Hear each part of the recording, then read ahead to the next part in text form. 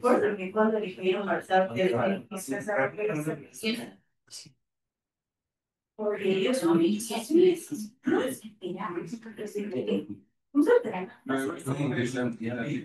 Hay cosas que siempre digo para lo que Dios quiera.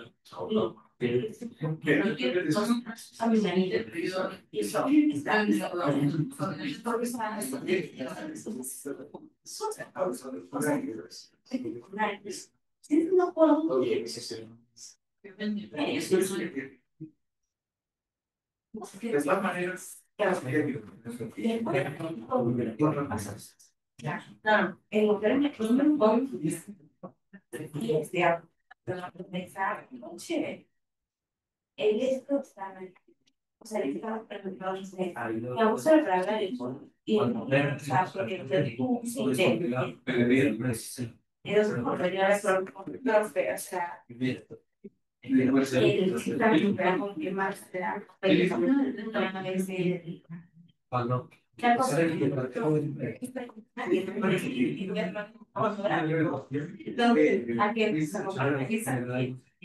porque no tiene o si no puede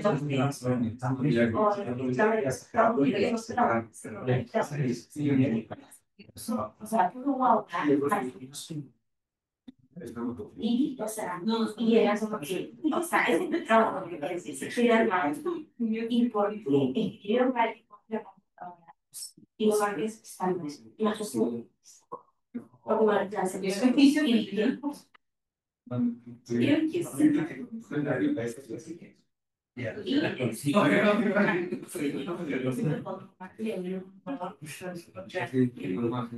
yo,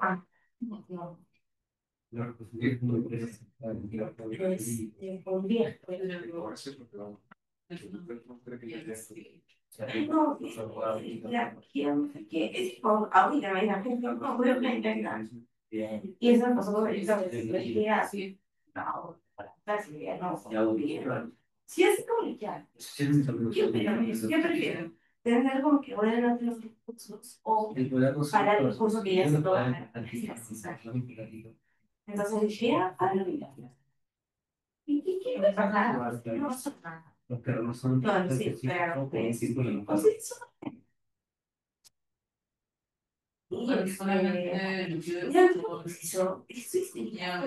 o sea, porque no me esperaba, o sea, siempre esperaba. Yo no puedo cantar por la operación. Ya, pero me hay sorpresas con el sonoro. Pero pasó.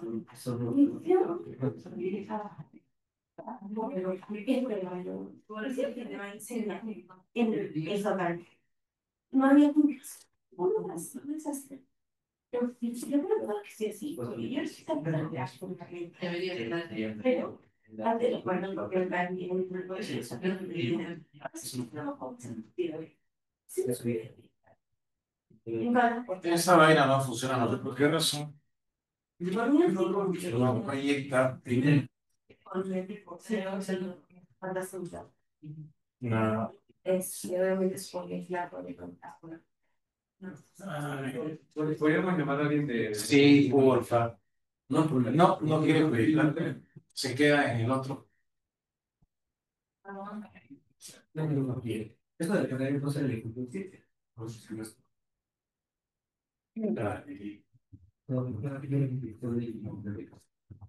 no, no, no solo para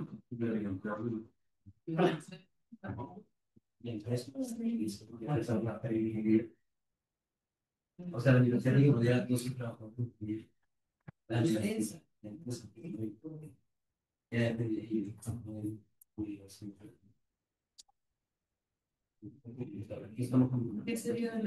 Se queda en esa pantalla.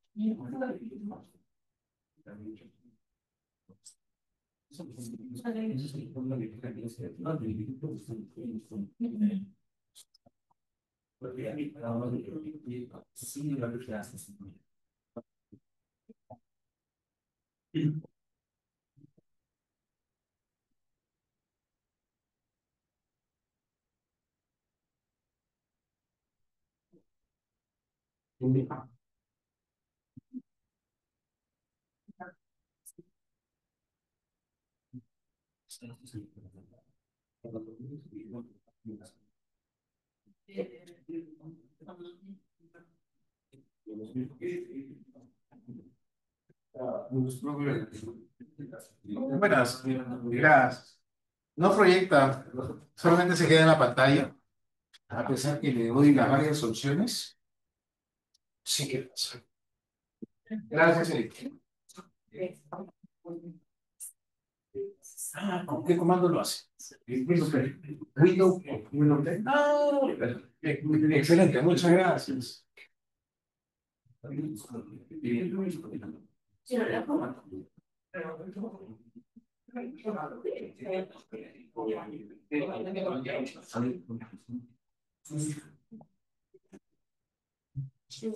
Hola.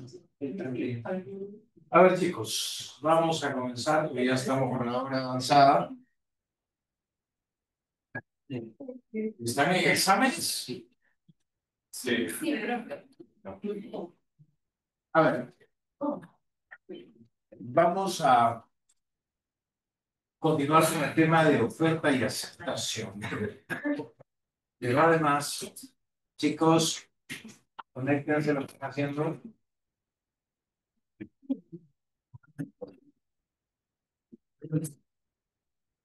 Acá, ¿no van a venir más? ¿Sabes algo?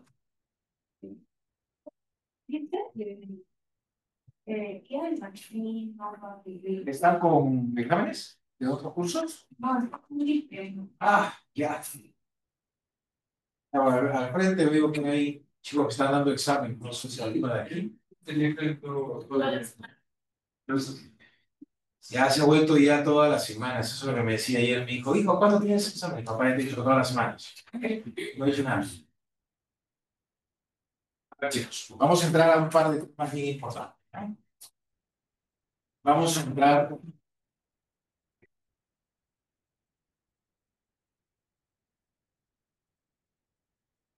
a pasar por las normas de oferta al público, subasta, pero vamos a entrar a dos temas que son súper importantes.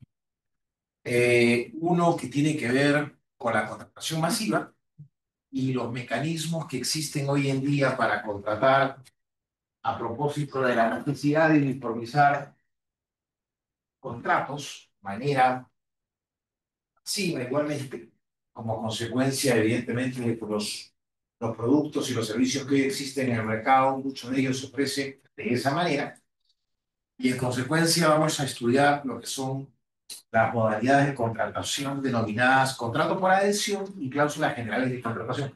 Algo hemos estado adelantando, después vamos a ver cómo son las cláusulas generales de contratación, para que no sientan que es algo etéreo o que no aterriza. Es algo con lo que contamos todos los días. Es algo lo que nos encontramos de manera frecuente. Y vamos a hacer también una crítica a lo que hace el código para luego comparar con lo que dice el Código de Protección del Consumidor. Entiendo que ustedes tienen un curso aparte de protección del consumidor. Entiendo que es selectivo y se lo recomiendo. ¿Ok? Es algo con lo que no podemos, es algo que no podemos dejar de aprender. Y no para especializarnos, sino para tener claro cómo funcionan los contratos en el mundo de los consumidores. Todos somos consumidores. y vale la pena que conozcan los principios básicos del Código de Consumo y todo lo que hace el Indecopi a propósito de la defensa y protección de los intereses de los consumidores, porque como les comento, tarde o temprano, todos nos vamos a ver involucrados en casos de esta naturaleza, ya sea como consumidores o defendiendo a los usuarios o en la posición del proveedor. Pasa de todo en el mundo del consumo. Pero bueno, para cerrar un poco las ideas sobre la oferta y luego entrar a la contratación masiva, cuando terminemos con contratación masiva, que presumo nos tomará alguna clase más, haremos referencia a lo que se llama también la batalla de las formas, o the Battle of the Form, ya lo comentaré, pero es un punto importante que tiene que ver también con cómo las corporaciones utilizan sus condiciones generales, ya no frente a los consumidores, sino entre ellas y cómo alguna de ellas quiere imponerse. Creo que lo vamos a ver. Pero, a ver, ayer hemos estado hablando definitivamente de todo lo que tiene con el proceso de celebración del contrato de acuerdo al modelo clásico, neoclásico, si quieren, hoy en día, modelo neoliberal, a pesar que el código no es tan liberal como otros, pero lo cierto es que mantenemos las normas tradicionales con relación a todo lo que tiene que ver con el proceso de perfeccionamiento del contrato, todo lo que tiene que ver con la oferta, los tipos de oferta, cuáles son los requisitos de la oferta, cuándo queda sin efecto una oferta, cuándo caduca, y evidentemente también hemos hablado de todo lo que viene del lado del destinatario de la oferta, como existen casos en los cuales no es necesaria una declaración contractual por parte del destinatario, sino que basta que acepte por medio de hechos, de comportamientos, o a veces aceptando mediante la ejecución inicial o total de la prestación, que es lo que nos pasa en el mundo del comercio electrónico. Y también hemos visto todo lo que tiene que ver con la vigencia de la oferta, pese a que este ha sobrevivido. Las normas son distintas en el caso de la aceptación, como aparece en pantalla. Hemos hablado de la revocación de la oferta y hemos hablado de la muerte o de la llamada incapacidad sobreviniente del oferente. Y hemos dicho que en el caso, primero, de la oferta, para que ésta no vincule, no obligue, aun cuando sea revocable, ella tiene que ser retirada antes que llegue a su destinatario o de manera simultánea. Pero si ya se envió y es revocable, la única forma de quitarle efectos es revocándola antes que el destinatario acepte. Entonces tengamos claras esas dos reglas. Si quiero retirarla y ni siquiera quiero quedar vinculado, aun cuando ella sea revocable, envío una carta antes que llegue o llego a enviar una carta para que arriben de manera conjunta o la revoco antes que acepte la otra parte, siempre que la oferta sea revocable. Son dos conceptos muy claros. Si es irrevocable, tengo que retirarle los efectos antes que llegue o de manera simultánea, pero si la puedo revocar, tengo que hacerlo antes que acepte el destino. Eso por un lado. Y en el caso de la muerte o llamada incapacidad sobreveniente del lado del oferente, digo llamada porque hoy día se habla de personas con discapacidad o con capacidad restringida. En estos casos, la oferta no va a perder el carácter vinculante que tiene en la medida que la obligación que surja si el contrato se perfecciona sea transmisible a los herederos del oferente. Cosa que no ocurre, como verán, en el caso del artículo 1387 que está proyectado, porque acá lo que se dice es que la muerte o incapacidad sobreviniente del destinatario de la oferta determina la caducidad de ella. ¿Por qué? Porque no ha emitido todavía ninguna declaración. Y si no ha emitido ninguna declaración aceptando el contrato, entonces la oferta caduca. No se da en nuestro sistema la posibilidad de que sean los herederos quienes acepten la oferta. Simplemente ella estaba dirigida, como lo hemos venido diciendo, de manera recepticia o a una persona específica. Y el legislador ha considerado que en el caso concreto de que el destinatario aún no haya aceptado, la aceptación no sea una atribución de sus herederos. ¿Ok? Porque todavía no hay una declaración contractual. Si no hay una declaración contractual de parte del destinatario de la oferta, entonces no se transfiere, no se transmite legalmente la posibilidad de que sea aceptada por los herederos. En la solución que ha dado el código podría ser la solución distinta de Derek. Y si los herederos quisieran poner al igual. No tendrían que formular una oferta, tendrían que poner y decir, hemos recibido esta oferta que era para nuestro antecesor, nos interesa, pero se reiniciaría, eso es una muy buena pregunta, se reiniciaría todo el proceso, ¿no? Ahora, la opción legislativa podría haber sido la contraria también, decir que los herederos pueden hacer, pero claro, como comprenderán, desde la muerte hasta que se declaren los herederos, no es tan fácil que se pueda acreditar su condición. Tendría que haber un testamento o tendría que haber un proceso notarial o judicial en el cual se declara quiénes son los herederos. Y seguramente mientras ello ocurre, caducó la oferta. Entonces, para evitar todo ese problema de que quede en suspenso la oferta, se ha preferido que no se transmita a los herederos. Y en el caso de incapacidad sobreviviente, también tendríamos que ver si es que resulta necesario que se designe a un apoyo por esa discapacidad sobreviviente, o si existe un apoyo ya nombrado y si tiene atribuciones para aceptar una oferta. Pero para evitar todos esos problemas que se derivarían de esta situación, el legislador ha preferido que simplemente la oferta pierda efectos. ¿Okay? Estuvimos avanzando algo con relación a la oferta al público y hemos mencionado como ejemplos la subasta, porque ambas, para el Código Civil, la oferta al público, repito, para el Código Civil, porque obedece a una visión tradicional de ella, la oferta al público para el Código Civil equivale a una invitación a ofrecer. Y esto, como lo comenté, me parece la clase pasada o la semana previa, obedece a que existen casos en la jurisprudencia en los cuales ha habido conflictos porque se hizo una oferta al público, pero todos los interesados, cuando quisieron adquirir un producto, se dieron con la sorpresa que el número de unidades disponibles no era suficiente. Entonces, para evitar esos conflictos, se dijo que las ofertas al público deberían tener el carácter de una invitación a ofrecer. Esa ha sido la respuesta a nivel de decisiones contractuales en las que todavía no estaba involucrada la figura del consumidor. Y entonces esa ha sido la disciplina que tradicionalmente ha recibido la oferta al público. Ya vamos a ver dentro de breve cómo ha cambiado esto en el mundo del consumidor. Ahora bien, en el caso de la subasta, claro, la oferta al público también puede valer o equivaler como oferta si es que así se dice al momento en que se promulga. Ahora vamos a poner algunos ejemplos para diferenciar la oferta al público de la oferta a los consumidores, que es el tema que voy a abordar enseguida. Pero antes de entrar a la oferta a los consumidores, también el código hace referencia a la subasta. La subasta es un procedimiento por el cual el interesado en, digamos, vender, transferir un producto, generalmente un producto, puede ser de cualquier clase, un bien, una joya, una pintura, qué sé yo, autos abandonados en la aduana, etcétera. El organizador o el interesado en vender o comercializar esos bienes puede organizar una subasta.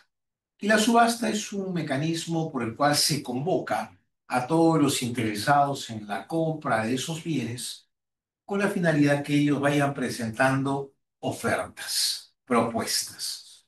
Y en este mecanismo, procedimiento que usualmente convoca a un número a veces elevado y otras veces plural de potenciales compradores, los que van uno a uno, cada uno de ellos, presentando ofertas a partir de un precio base marca.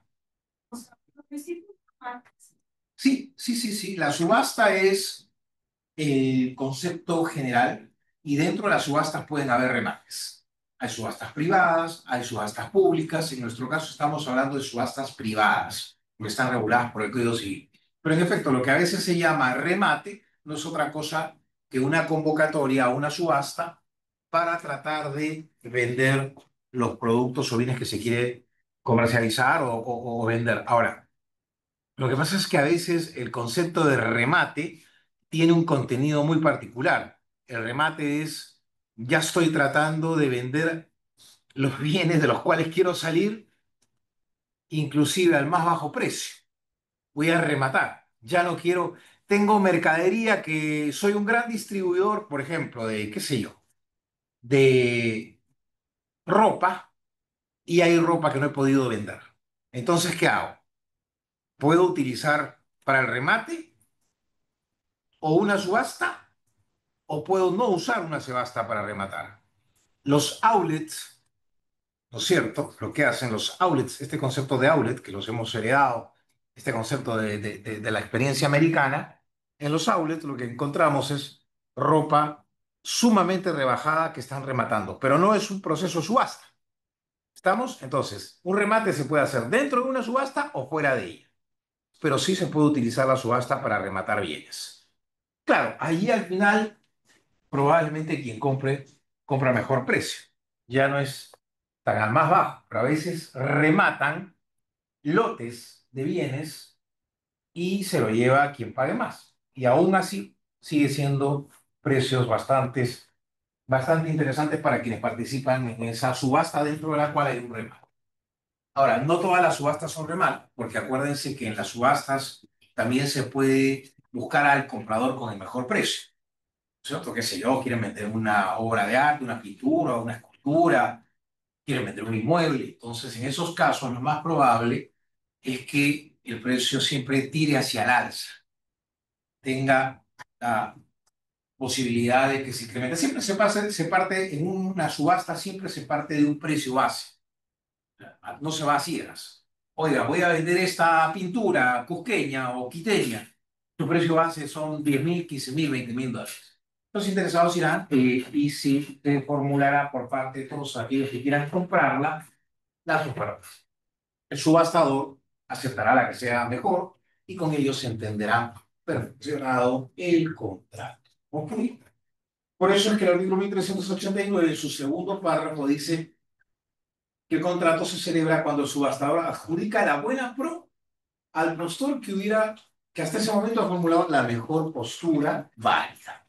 Y claro, como les decía yo en la clase pasada o antepasada, las ofertas que van quedando superadas por las mejores quedan sin efecto, ¿cierto? Alguien formula una oferta y queda vinculado, pero si viene otra oferta que es mucho mejor, deja sin efecto la anterior. Y al final el subastador lo que hará será elegir a la mejor y con esa se entenderá perfeccionar el contrato. En el mundo de la subasta se dice que cuando se elige la mejor de las ofertas que se haya hecho, se dice que se le adjudica la buena propiedad. Es un término bien particular del mundo de la subasta. La buena pro significa se eligió y se adjudicó la propiedad al que formuló la mejor oferta. ¿Ok? Así es como se identifica en el mundo de las subastas privadas públicas. Buena propuesta, buena pro, ¿no es cierto? Entonces, eso es lo que se hace dentro de este procedimiento. A ver, ahora vamos a entrar en un tema distinto que tiene que ver, como les decía, con la contratación masiva, ¿ok?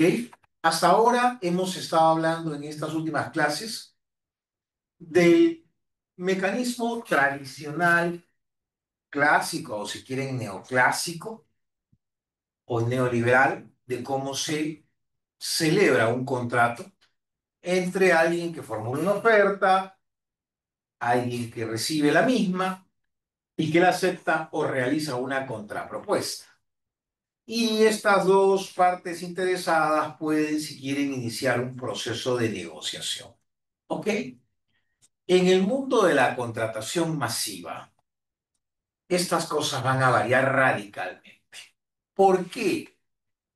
Porque como se los he comentado en varias oportunidades, sería absolutamente ineficiente y demandaría costos de transacción muy altos el que bienes y servicios que se venden u ofrecen de manera uniforme den lugar a que se tenga que negociar cada contrato individual. Imagínense ustedes si, claro, tuviera que negociar con cada uno de nosotros que somos usuarios el servicio de telefonía celular.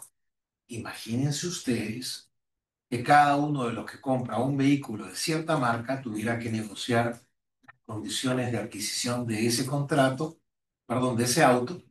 O imagínense que tuviéramos que negociar con los que venden computadoras, cada uno de nosotros, un contrato individual. Primero, llegaríamos a una situación tan absurda que podría haber contratos con contenido diferente. En segundo lugar, quienes venden bienes masivos, si tuvieran que negociar cada contrato individual, necesitarían un ejército de negociadores que celebrarían contratos con cada consumidor. Eso nunca ha existido, ni va a existir, porque cuando la revolución industrial permite la producción de bienes en serie o en masa, surge de manera casi inmediata la necesidad de uniformizar los contratos con los cuales se comercializan esta clase de bienes. Es decir, el propio mercado, los propios proveedores, corporaciones o comerciantes se dieron cuenta desde siempre que si vendían o comercializaban bienes exactamente iguales, tenía que uniformizarse el contenido de esos contratos. Y además tenía que estandarizarse la forma de celebrarse esos contratos. Y el resultado fue que los proveedores que comercializan esta clase de bienes o servicios lo que hacen es preparar, pre-redactar el contenido de cada uno de esos contratos a través de cláusulas que van a ser aplicables a un número indeterminado y masivo de contratos. Se va a tratar de buscar la uniformidad, la identidad de todos esos contratos que van a estar sujetos a cláusulas generales. Cada contrato individual probablemente tendrá muy pocas cláusulas, ya no solamente, digamos, no solamente se van a regular por las cláusulas generales, sino que van a tener muy pocas cláusulas especiales. Cada contrato individual quedará sujeto, por ende, a todo ese contenido prerredactado de manera unilateral, de manera previa a la conclusión de contratos por el proveedor. El proveedor, chicos, lo que hace es contratar un equipo de especialistas y le dice, mira, voy a vender computadoras y necesito tener términos uniformes o iguales porque voy a vender no pocas computadoras o no pocos televisores y por tanto necesito tener un conjunto de condiciones de contratación que sean iguales para todos. Cuando ustedes van a comprar una computadora, y lo deben haber hecho, o cuando van por un celular, ninguno de ustedes negocia las condiciones. Es más, lo que se dice, chicos, es la cláusula que las cláusulas generales de contratación constituyen el contenido normativo de un sinnúmero de contratos, pero que cada contrato individual tiene algunas cláusulas especiales. Pero acá les digo algo más. Las cláusulas especiales suelen ser también cerradas, paquetes, opciones de muy poca maniobrabilidad. A ver, quiero ir a Movistar. Quiero una línea telefónica. Ok, acá están las condiciones generales. Sí, pero quiero un paquete. Ok, estos son los paquetes. ¿Podemos negociar los paquetes? ¿Qué es lo único particular que tiene un contrato individual? ¿Quién somos? ¿Quién es el contratante? ¿Quiénes son los contratantes? ¿Y qué tipo de paquete elige? ¿Y cuánto va a pagar al mes? ¿Y cuál es el servicio que le van a dar? ¿Cuántos megas? ¿Cuántos minutos? Etc.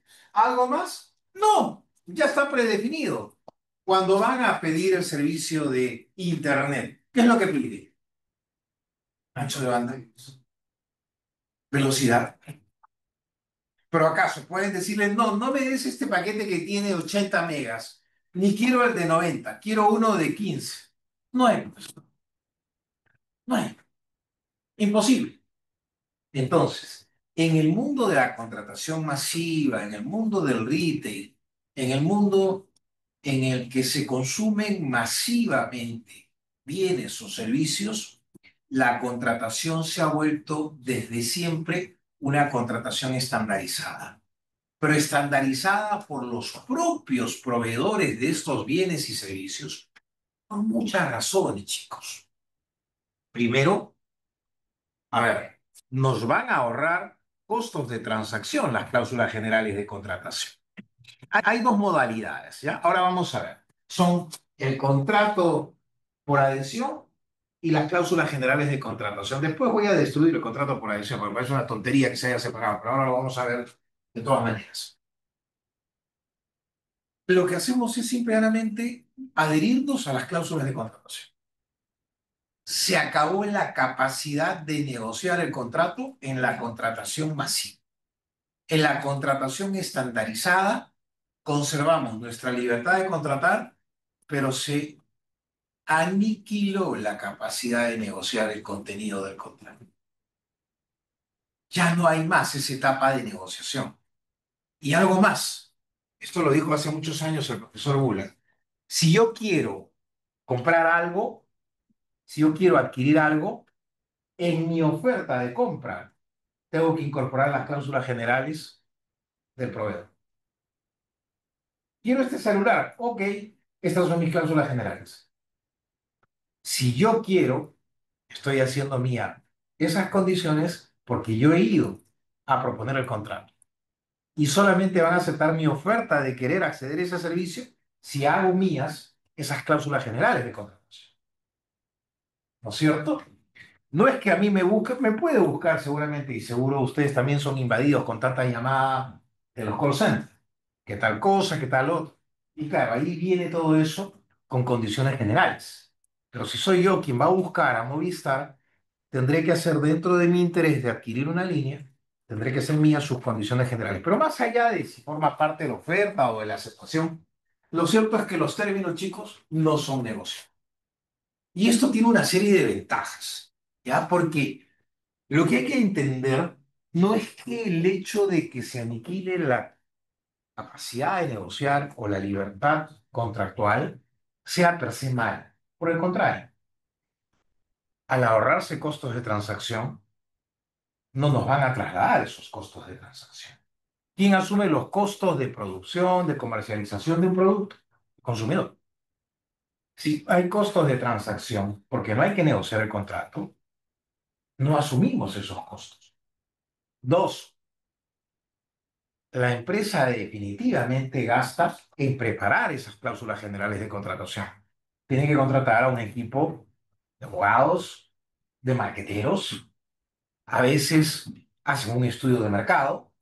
En los Estados Unidos se han hecho estudios por parte de sociólogos, antropólogos, estadistas, hasta psicólogos, para saber qué pasa en el mercado cuando las empresas o grandes corporaciones utilizan condiciones generales de contratación. Pero no se han hecho con el propósito de que se redacten esas cláusulas, sino de ver que en efecto los consumidores nunca leen esas cláusulas de contratación. Por más que se impongan obligaciones a los proveedores de cumplir con ser transparente en la información, hemos llegado al extremo de exigir hasta un número de letra, un tamaño de letra específico. Eso, por ejemplo, existe en la ley peruana. En Estados Unidos, por ejemplo, lo que se pide es que las exoneraciones de responsabilidad o la falta de garantías sea redactada de manera clara y transparente. Si ustedes abren un producto y ven la garantía, hagan el ejercicio si quieren el fin de semana, se van a dar cuenta que la garantía es una cláusula que tiene negritas y mayúsculas. Porque el Código Comercial Uniforme en los Estados Unidos pide que eso sea de una presentación destacada. En nuestra legislación lo que se nos dice es que se tiene que dar toda la información y que sea algunos puntos sensibles con mayor razón. Ahora, ya veremos que las cláusulas generales también tienen limitaciones. No es que los proveedores pueden hacer lo que quieran con las cláusulas generales. Probablemente en un inicio, sí, la ausencia de educación del consumidor, la falta de interés la indiferencia o la capacidad, la capacidad cognitiva limitada, muchas veces hace que nosotros ni siquiera leamos.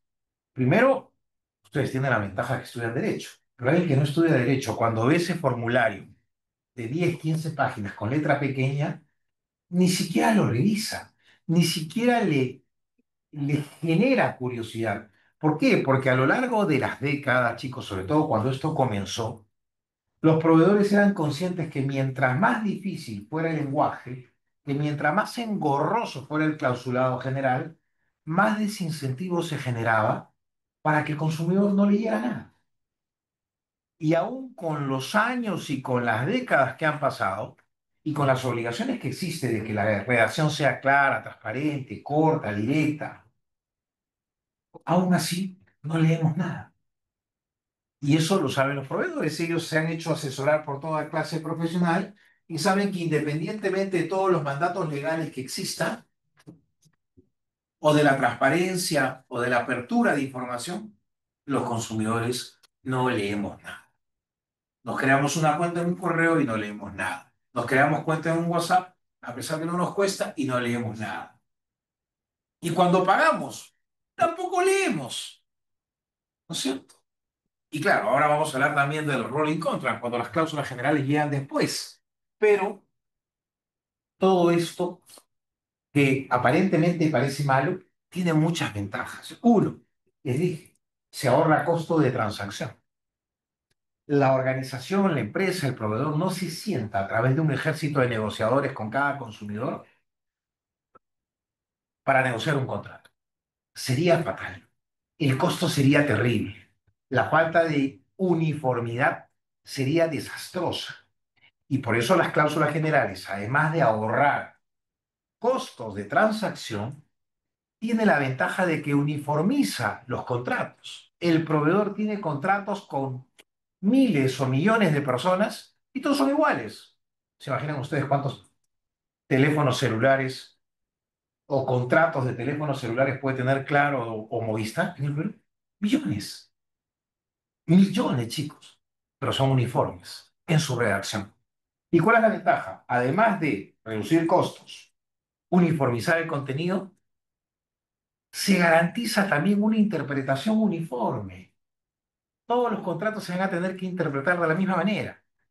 Y si hay alguna duda, todos tendrán la misma duda. Y si hay algo que aclarar, todos tendrán que ser aclarados. Ya veremos más adelante el criterio de interpretación que hay con relación a las cláusulas generales. Eso es casi al final. Y además, chicos, les permite a las empresas dividir los roles y las funciones que cumple cada uno dentro de la organización. ¿El vendedor qué hace? Vende, no negocia contratos. ¿El gerente qué hace? Gestiona, no negocia contratos. Los contratos los aprueban ellos internamente con el apoyo o el auxilio de sus marqueteros, abogados, si quieren sociólogos o los profesionales que quieran contratar. Y entonces, al dividir y especializar el trabajo con el auxilio de las personas que trabajan dentro o fuera de la organización, porque a veces son las firmas legales externas las que preparan estos condicionados, se divide el trabajo, se distribuyen las responsabilidades y también hay un ahorro de costes para la empresa. Pues no tiene que contratar a un ejército de negociadores, como vengo diciendo. Entonces, las cláusulas generales son una respuesta necesaria, urgida a la comercialización masiva de bienes. No es algo malo, es algo bueno. Lo que puede haber sido malo y podría seguir siendo malo no son las cláusulas per se, es el uso que se le pueda dar. Y eso es lo que ha hecho que desde que hayan aparecido las cláusulas generales de contratación, en los últimos probablemente 100 años, haya tenido que haber intervención por parte del Estado para regular este tema. Las cláusulas generales han aparecido durante las dos primeras décadas del siglo pasado. Ya allí se notaba la necesidad de contar con este instrumento para agilizar el proceso de contratación y para tener un trato uniforme de contratos que son celebrados de manera masiva. Pero el Estado ha tardado en intervenir las primeras leyes de protección de los adherentes a las cláusulas generales han aparecido en los años 70 del siglo pasado. Uno de los precursores fue Israel, otro de los precursores fue Alemania. Pero claro, todo esto se hizo, sobre todo en Europa, sobre la base también de la experiencia judicial que habían tenido los Estados Unidos. A ver, las primeras leyes que hay son una israelita, que es una experiencia bien interesante que ahora la comentaré. Después aparece en el año 76, 77 la ley alemana, y luego todo esto se comienza a convertir en directivas de la entonces llamada Comunidad Europea o Unión Europea. Sin embargo, la Unión Europea, para poder comenzar a dictar las primeras directivas de materia de protección de los consumidores, enviaron una comisión de trabajo a Estados Unidos para ver toda la legislación, perdón, toda la jurisprudencia relativa a cómo los tribunales habían protegido a los asegurados en los contratos de seguro. Una de las prácticas menos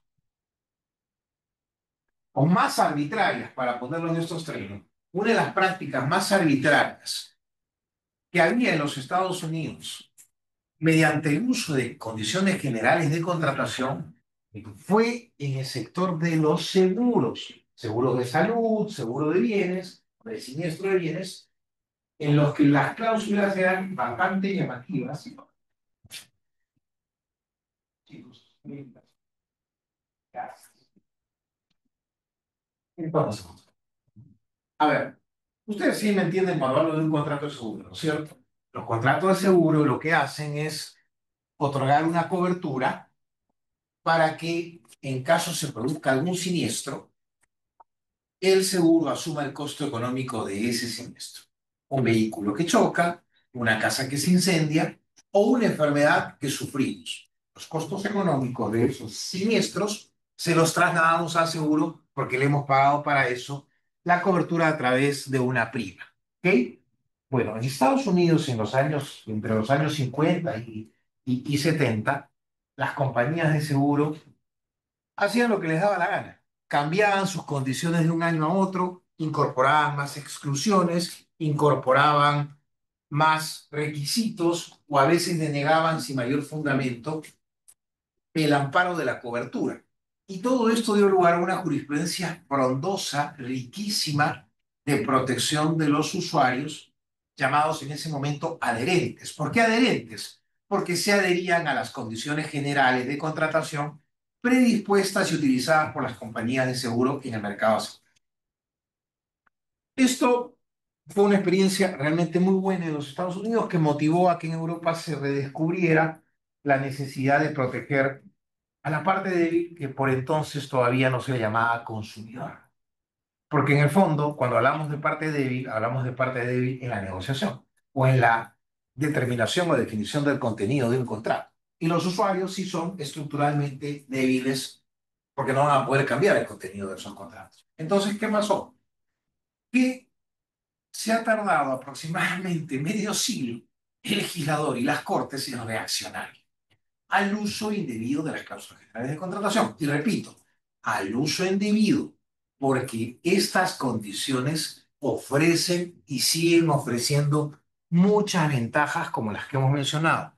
Ahorro de costos, uniformidad en la interpretación, uniformidad en el proceso de contratación, que al final todo eso es un ahorro de costos para los consumidores. ¿Ok? Todo aquello que gaste un proveedor, una corporación o alguien que comercializa bienes en el mercado, nos los trasladará ¿en dónde? En el precio. Entonces, las cláusulas generales son un mecanismo de contratación que permiten un ahorro de costos en beneficio de quienes somos finalmente los adquirentes o usuarios finales. Pero hay que mirarlas, hay que ver si es posible o no que se haga un uso indebido de esas cláusulas generales. ¿Por qué se puede hacer un uso indebido? Porque el proveedor puede incorporar cláusulas por medio de las cuales se exonera de responsabilidad cuando un bien falla, cuando un servicio es malo, o imponerle trabas, obstáculos o procedimientos engorrosos, largos, con el propósito de evitar que los reclamos que prepare, postule o proponga un consumidor prosperen, ¿cierto? Entonces, si quieres hacer un reclamo, tienes que presentarlo en tal tiempo. Si no lo presentaste, ya no tienes derecho a reclamo.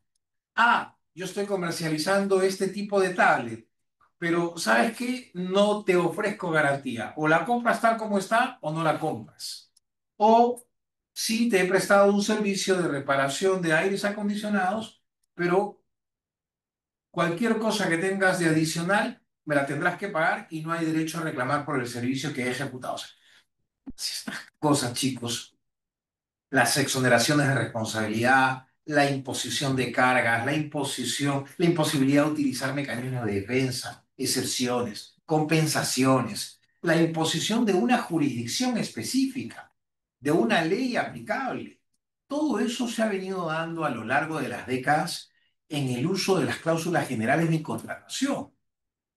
Y eso hacía que, caramba, los consumidores no tuvieran mayor amparo y que tuvieran que buscar al interior de las normas de los códigos civiles o de su jurisprudencia donde no hay códigos, cómo podían protegerse.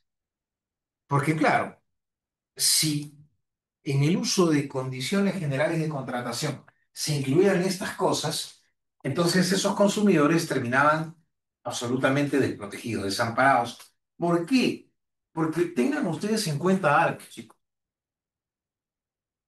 ¿Se imaginan ustedes lo que significaría un reclamo judicial de un consumidor por un asunto que para él es importante, pero que económicamente no tiene tanto impacto, o que si lo tiene, igual lo obligaría a ir a un proceso judicial largo, costoso, sin tener un potencial resultado predecible o previsible? Los consumidores no estamos en condiciones de enfrentar esas batallas. No estamos en condiciones de iniciar procesos judiciales largos en los que no sepamos cuáles son los vericuetos por los que vamos a transitar sin tener una idea clara de cuáles son los derechos que nos asisten. Entonces, frente al uso de condiciones generales que favorecen a las corporaciones y a los propios consumidores con los ahorros de costos, también ha sido necesario a lo largo de los años mirar si el uso puede ser correcto o puede ser abusivo. Y es por ello que surgen algunas respuestas. Así como los Estados Unidos se comenzó a proteger a los asegurados en los contratos de seguro, en Israel se propuso que algunas cláusulas generales de contratación fueran aprobadas por el Estado. Fíjense el nivel de intervención. ¿Quieres comercializar algo? Que el Estado las apruebe. Caray. Uno dice, interesante, importante, pero también es sustituir el criterio del consumidor. Ya no es el consumidor quien decide, sino es el Estado. Entonces, también esa solución propuesta en Israel se criticó. Luego vino la ley alemana, que es la más famosa en la historia de las cláusulas generales de contratación y cuyos reflejos, cuyos alcances e influencia la tenemos nosotros en el Código de Protección del Consumidor. Y ustedes me dirán, ¿cómo es esto? Bien fácil. Los alemanes en el año 76, porque chicos, salvo el Código italiano del año 1942, a los años 60, 70, no había ningún código que regulara las cláusulas generales de contratación. Los italianos por ahí incorporaron en su código del 42 dos normas muy generales, hablando de los contratos por adhesión y de las cláusulas generales de contratación, y el cuidado que se debía tener cuando se incorporaban en condiciones inequitativas. Si quieren, más adelante revisamos. Pero cuando nos damos cuenta en ese momento que las normas de los códigos eran insuficientes, comienza a aparecer toda esta legislación especial. Y el adherente a las condiciones generales, la parte débil en la negociación, se convierte en el nuevo consumidor. Ojo, chicos, no es que el consumidor no haya existido. El consumidor ha existido toda la vida. Lo que aparece es el consumidor en el mundo del derecho. pero ya éramos consumidores. ¿Ustedes creen que el siglo pasado o antepasado no había consumidores? Toda la vida ha habido consumidores. Lo que no ha habido es una legislación especial, porque hemos confiado, hasta la aparición de esta nueva disciplina, en lo que decía el derecho civil.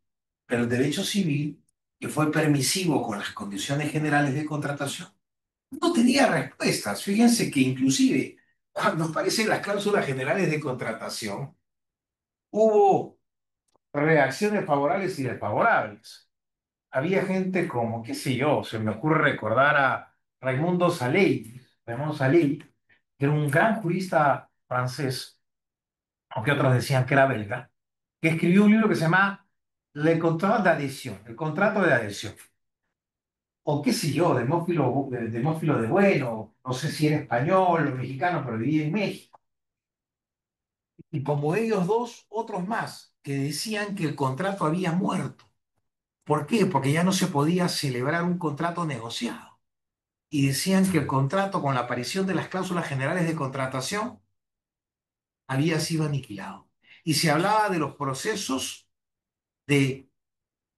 Era súper interesante, decía, la agonía del contrato, la muerte del contrato. Ya no hay más contrato. Lo que hay es una imposición. Es más, en España hubo una polémica bien simpática entre dos grandes juristas, Joaquín Garrigues, que no sé si lo han leído en Derecho Comercial, y Federico de Castro y Bravo, ni más ni menos que maestro de Luis Díaz Picasso, un gran civilista. Y Garrigues, que era pro empresa, pro comerciantes, decía que las cláusulas generales de contratación eran usos normativos. A ver, me explico mejor. Nosotros entre la fuente del derecho hablamos de la ley y también de la costumbre, ¿cierto? Pero también existen los usos normativos, que son primos hermanos de las costumbres. ¿Por qué? Porque hablamos de usos o prácticas en determinados sectores de la realidad económica y esos usos, según Garrigues, pueden ser, según la doctrina general, no solamente Garrigues, la doctrina general del derecho, cuando trata de la fuente del derecho, dice que los usos pueden ser interpretativos, es decir, cuando en un mercado, en un segmento, se observan determinadas conductas o comportamientos, su frecuencia nos ayuda a interpretar la voluntad de las partes, ¿cierto? Cuando hay falta de claridad, la práctica del uso nos permite saber, no, no, no, si el uso es así es porque las partes presuntamente han querido eso. Para eso sirven los usos y las costumbres. Pero las costumbres y los usos normativos ya no solamente sirven para interpretar, sino para obligar, porque la costumbre no solamente es una práctica generalizada, sino que también es una práctica obligatoria. Acuérdense que nace esa sensación de que es obligatoria, ¿no? La opinio iuris necessitatis, ¿no es cierto? Eso es lo que sustenta la costumbre. Y los usos normativos también, chicos. Los usos normativos son prácticas que se convierten obligatorias en un segmento determinado de la realidad económica o comercial. ¿Y qué decía Garrigues? Que las condiciones generales de contratación eran usos normativos. Y claro, wow, usos normativos. Entonces, Federico de Castro Bravo sale y le dice, a ver, un ratito, si las cláusulas generales de contratación son usos normativos, significan que son prácticas obligatorias para todos. ¿Desde cuándo, dice Garrigues, el Estado le delegó a las empresas y a los comerciantes la capacidad de crear normas? Fíjense, qué interesante. Claro, Federico de Castro era un hombre nacido en el siglo XIX, no fue necesariamente un liberal, era al contrario alguien muy moderado, jamás fue alguien de izquierda, pero era una persona que no podía ser calificada de extremista. Garrigues era un comercialista pro-comercial. Entonces, hay un librito muy chiquito que es de Federico de Castro Bravo que se llama Las Cláusulas Generales de Contratación, un cuaderno de chivitas, donde aparece esta polémica, que es sumamente interesante. Pero fíjense, ¿qué significa esto, chicos? Porque además, esta misma polémica ha existido en Estados Unidos. En Estados Unidos hubo una par de posiciones muy conocidas, la del profesor Slawson y la del profesor Rakoff, Todd Rakoff. Slawson decía, en el mundo del derecho, Como el Estado no puede crear todas las reglas, tiene que delegar esa capacidad de crear reglas. Y así como le delega al Congreso la posibilidad de crear leyes, también en el mercado le ha delegado a los comerciantes la posibilidad de que creen estas normas. Y claro, así como Garrigues y de Bravo en España, aparece en Estados Unidos Todd Rakoff, un gran profesor de Harvard. Todavía está vivo, si no me equivoco, profesor Rakoff. Y dice, no, no, no, un ratito.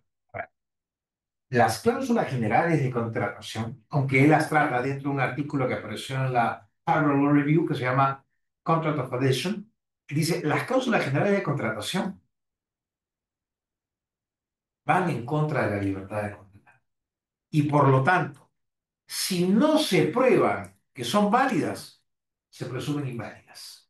Salvo que recaigan en lo que el antiguo y muy famoso profesor Carl Lewin decía, que cubre bien los aspectos generales. Me explico mejor, para que podamos entender la crítica de Rico.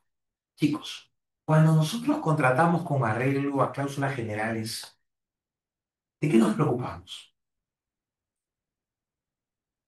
De dos o tres temas importantes y nada más, ¿no es cierto? De los temas esenciales. Queremos un celular, ¿qué queremos? Plan, tarifa, ¿y qué nos da ese plan? ¿No es cierto? ¿Cuál es el contenido del plan? Megas, minutos, cuánto tiempo en internet. ¿Y saben qué decía Carl Lewin? Es sabio de los años 50 en su libro The Common Law Tradition, que decía, los consumidores solamente ven esa parte esencial, los puntos claves, y a todo le da, y a todo lo demás le dan un consentimiento sábana. Mi consentimiento por el resto de temas es tan extenso que los cubro todos. Yo solamente me preocupo del básico, del esencial. Y chicos, esa verdad sigue existiendo. Nosotros no nos preocupamos cuando contratamos con arreglo a cláusulas generales de viernes. Ni siquiera nos interesa, ni siquiera nos importa. Damos un consentimiento en blanco, firmamos un cheque en blanco por aquello que no es lo esencial. Y no sabemos si en aquello que no es lo esencial vienen cláusulas que destruyen lo esencial. No lo sabemos. Oye, yo tengo este celular, me lo han vendido, tiene estas funciones, me preocupé por el modelo, me preocupé por el precio, me preocupé porque hacía un plan de pago del equipo durante varios buenos meses, era todo lo que me interesaba, porque tenía tanto de memoria, porque tenía estas funciones. Genial, fue lo que definí, fue lo que compré. Pero en las cláusulas que vienen después, a las cuales le di una suerte de endoso en blanco o aceptación en blanco, son cláusulas que dicen, pero tu tiempo de garantía son 3 meses. Mira, pero el estándar es 12. Pero tú no viste el contrato. Y estaba ahí. Y tuviste la opción de leer. Ah, y además el servicio técnico no está en Lima, está en Arequipa. Así que si quieres servicio técnico, te vas a Arequipa. Oye, pero me va a costar más que el celular. Tuviste las cláusulas generales para leer. Y algo más. Si quieres reclamo, arbitraje. Pero el arbitraje me cuesta mucho. Lo siento. O sea, chicos, ese endoso, firma o aceptación en blanco que hacemos de los términos no esenciales fue precisamente el espacio aprovechado por los proveedores cuando no había legislación que protegiera ni a los adherentes y mucho menos a los consumidores. Entonces, cuando en cada país se generan estas polémicas, comenzamos a reflexionar y decimos, sí, pues en realidad de Bravo, Federico de Castro y Bravo, en España, o el profesor Rakoff en Estados Unidos, tenían razón. Los proveedores, las corporaciones, no están en capacidad de crear normas jurídicas de sanción estatal, pero sí están en condición de crear formularios contractuales. No dejan de ser contratos o condiciones que se van a incorporar en un sinnúmero elevado de contratos, pero no tienen capacidad legiferante, no son el órgano legislativo de ningún país, ni el Estado les ha delegado. Simplemente recuerden ustedes que, producto de la autonomía privada, los particulares pueden crear reglas para sus contratos, pero esas reglas no son normas jurídicas sancionadas por el Estado, independientemente de que sean reglas que se crean para un número elevadísimo de contratos. No importa. No importa que Luz del Sur tenga un solo contrato para millones de millones de millones de personas. No importa. Eso no las convierte en un órgano legislativo. No son de sanción estatal. Entonces, se equivocaba Slauson en esa afirmación tan dura, se equivocaba Joaquín Garrigues, y claro, sus errores no significa que hayan estado totalmente desenfocados. Querían dar una explicación al tema. Y ellos pensaban que por la fuerza que tenían y siguen teniendo en el mercado las cláusulas generales de contratación, entonces tenían una eficacia tan potente que eran casi como normas jurídicas de sanción estatal, pero no lo son. Y claro, también hay que criticar a aquellos que dicen, oye, en el caso de los contratos por adhesión o celebrado con arreglo, sujeto a cláusulas generales de contratación, ya no hay contratos. Porque, claro, hace poco terminé de leer, no me acuerdo el nombre de esta profesora, Griffith, no me acuerdo. Es un libro de no muchos años, muy reciente, en Estados Unidos se llama Boilerplate. Si me comprenden, entienden boilerplate, significa la tapa de la olla, ¿no? ¿No? Porque ¿qué dicen los americanos? Oye, las cláusulas generales de contratación es como masticar la tapa de una olla. O sea, tan dura que no la vas a cambiar. Por eso le llaman en el argot comercial y un término medio despectivo, boilerplate. Pero ya se hizo común en todos los ensayos y libros. Entonces, esta profesora, Schifrin, creo que se llama Schifrin, habla más o menos en la línea de Reikhoff, ¿ah? Y es bien crítica. Dice, ninguna democracia liberal, ningún gobierno se ha atrevido a darle la capacidad a las empresas o corporaciones de crear normas legales. Eso va en contra de la democracia del sistema republicano. Hace puré las cláusulas generales de contratación. Y dice que va en contra de todo lo que hemos conversado en las clases iniciales sobre que el contrato es un acuerdo de voluntades. Pero chicos, no nos engañemos. El modelo tradicional que hemos estado mirando de cómo se celebra un contrato sobre la base de una oferta, sobre la base de una aceptación, es un modelo que existe, que subsiste para el mercado de los contratos negociados.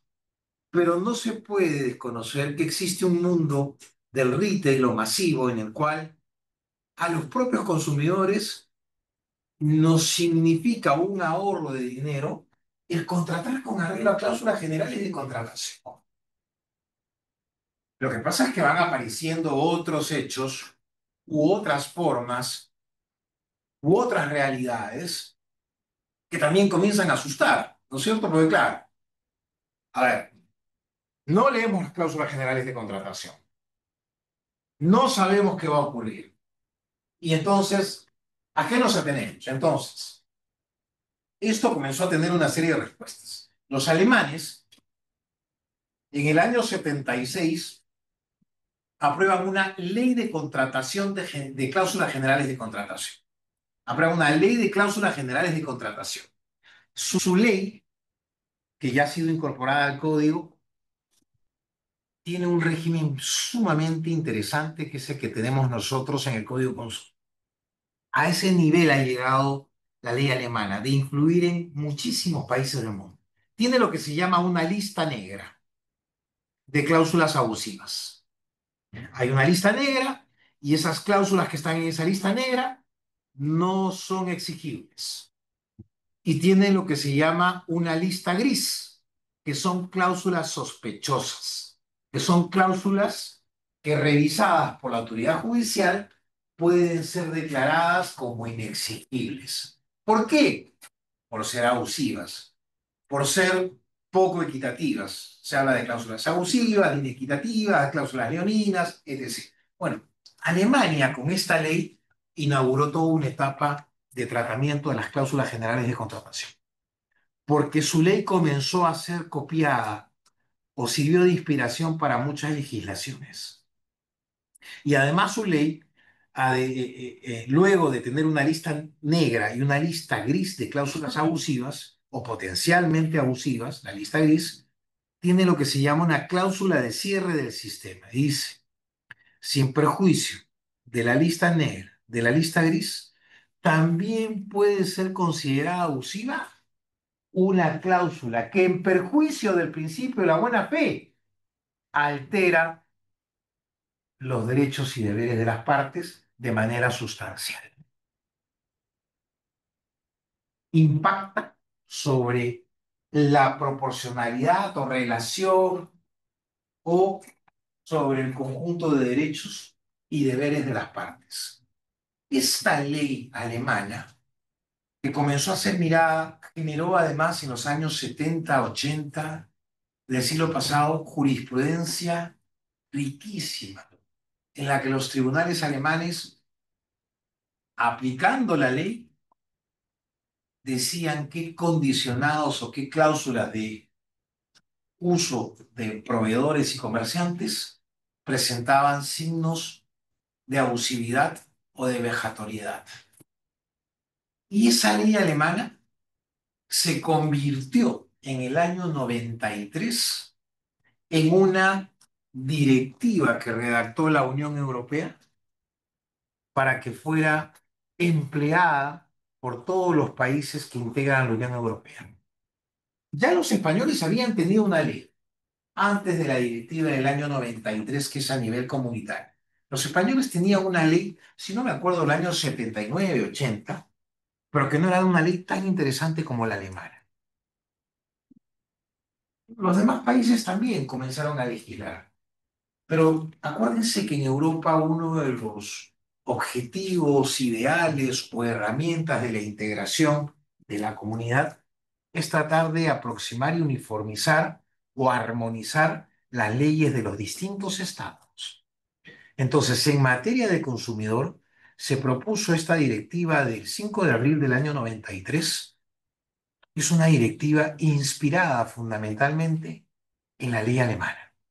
Entonces, la ley alemana del 77 sobre cláusulas generales se convierte en una directiva de protección de los consumidores en el año 93 a nivel comunitario y así comienza a difundirse mucho más en todo el mundo. Nosotros tenemos un código del año 84 y nuestro código no fue indiferente a las cláusulas generales y al contrato por adhesión. Por el contrario, incorpora unas reglas. Pero ¿en qué legislación se basa el código peruano? Curiosamente, ojo, eso es lo que a mí siempre me ha llamado la atención.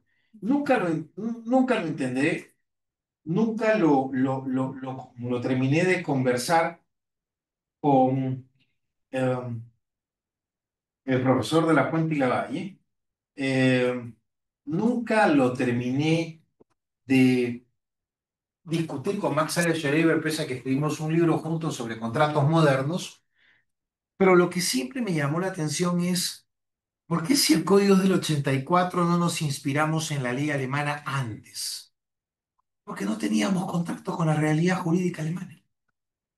Se había perdido contacto. El código alemán sirvió mucho para el código de 1936, pero para el código del 84, nuestra mayor influencia fue la del código italiano. Ignoramos un poco lo que había ocurrido en Alemania. Y es por eso que llama profundamente la atención que la regulación que nosotros, a ver, esta clase, no tenga ninguna referencia a la legislación alemana. Entonces, ¿qué es lo que hemos tenido? Creo que esto está acá. ¿Qué es lo que hemos tenido? Hemos tenido la influencia fundamental de qué? Del código italiano, inclusive en este tema. Entonces, a ver, vamos a ver si lo encuentro acá. Tenía que hacer esto. A ver. Ah, sí, parece que lo serví. Vamos a ver. Abrámoslo acá, porque después de repasar. Listo. A ver. Esperemos que aparezca acá, como siempre aparece.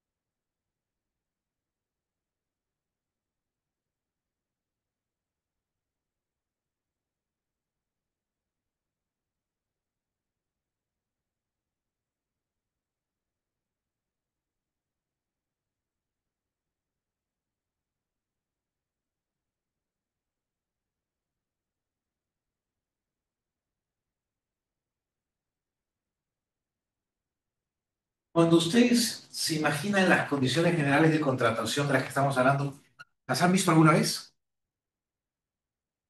¿Han visto condiciones generales de contratación alguna vez? Antes de entrar acá al código italiano. Las tienen en su, las tienen en su WhatsApp, las tienen en su mail. Pero vamos a ponerlas para que esto no parezca como algo etéreo.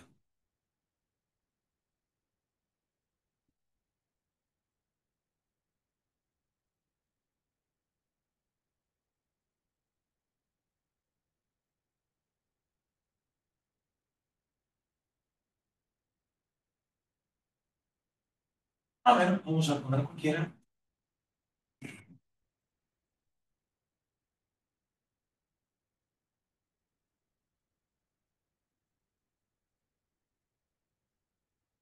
Ah, esto.